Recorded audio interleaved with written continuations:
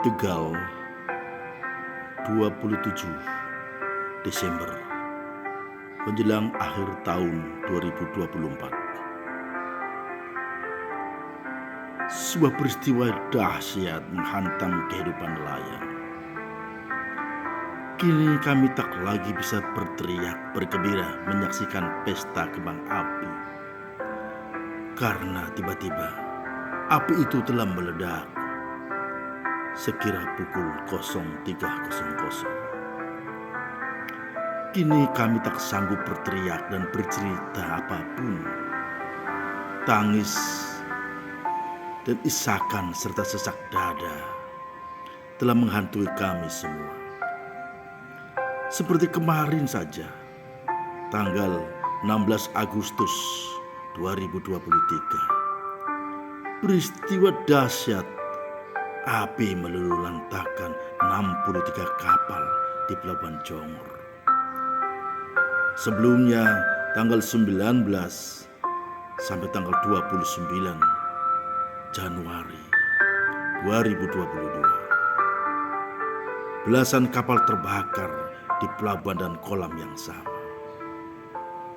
Fry for Pelabuhan Kota Tegal.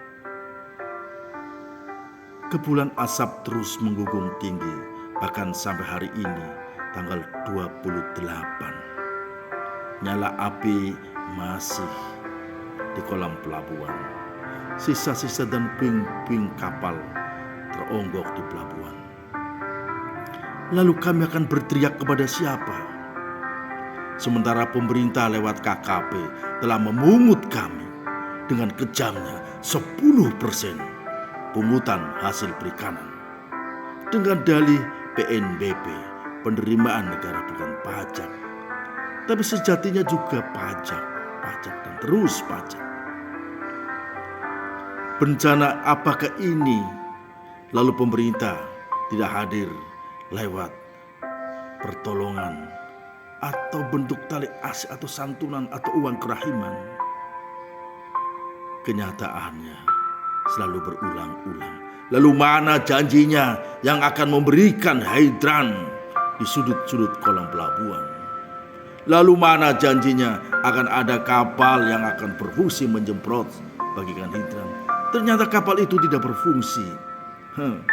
Rupanya demi keuntungan proyek.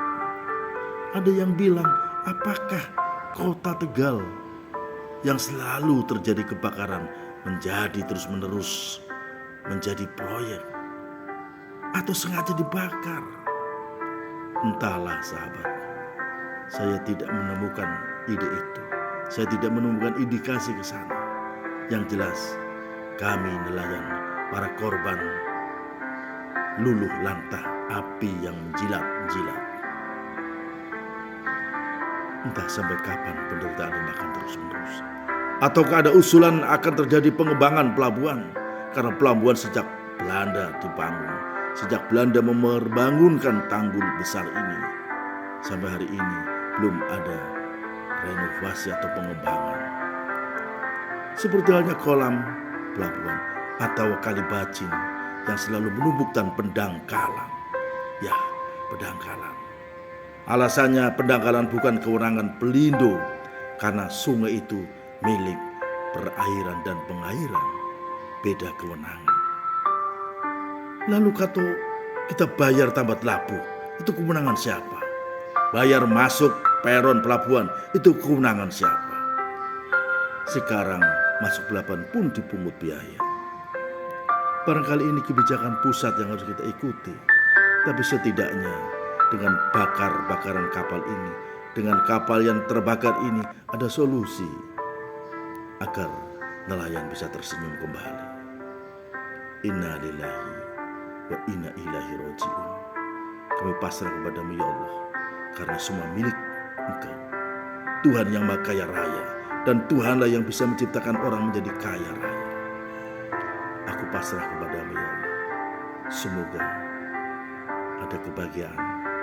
Semoga pemerintah mendengar keluhan pajak dan pajak, apalagi pajak yang belum terbayar, tunggakan pajak tahun-tahun sebelumnya, sebelum adanya pasca pungutan. Jika Gus Dur hidup kembali, pasti akan ikut menangis karena Kementerian Kelautan idenya ada dari Bapak Presiden Gus Dur. Kini nelayan hanya bisa sambat. Kini nelayan hanya bisa menarik nafas karena sesak dadanya akibat kepulan asap yang menggunung tinggi. Bapak Presiden yang terhormat, mana janjimu akan mensejahterakan nelayan? Mana janjimu akan mensejahterakan kami, bahkan ada penghapusan hutang-hutang bagi nelayan? Semoga janji ini bukan isapan jempol belaka.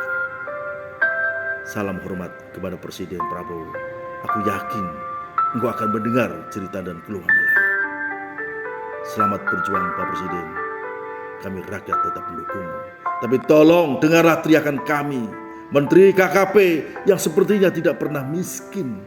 Tolong Pak Menteri, lirik kami, ajak kami untuk memperbaiki bersama.